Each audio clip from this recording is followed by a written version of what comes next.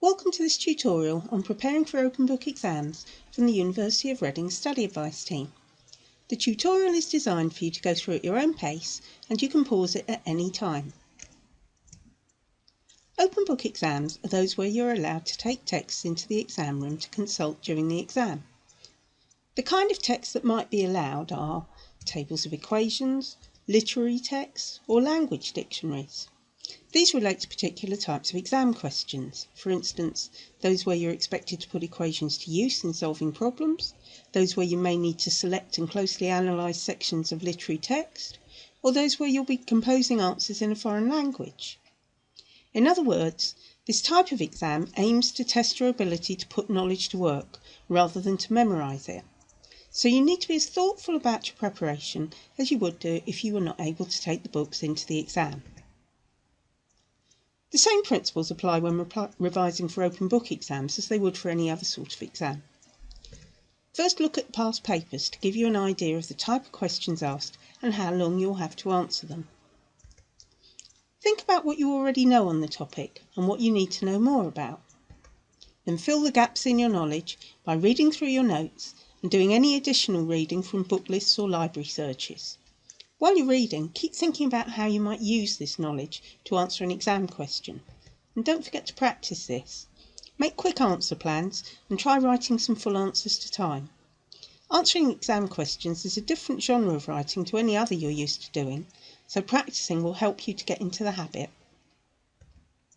Of course, the big difference when revising for an open book exam is the book.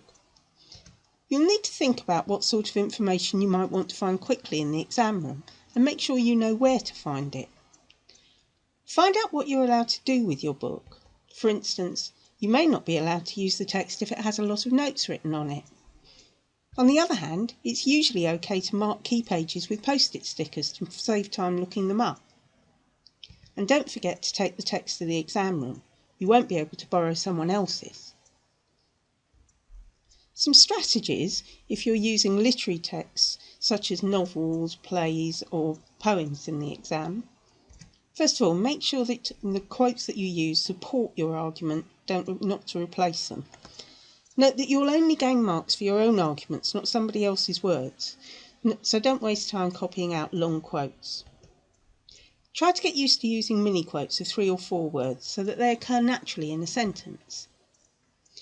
If you do use direct quotations or paraphrases from your text, you should acknowledge them with the page or line number in the body of your answer, plus the author's name and year of publication the first time the text is mentioned, just as you would in an essay.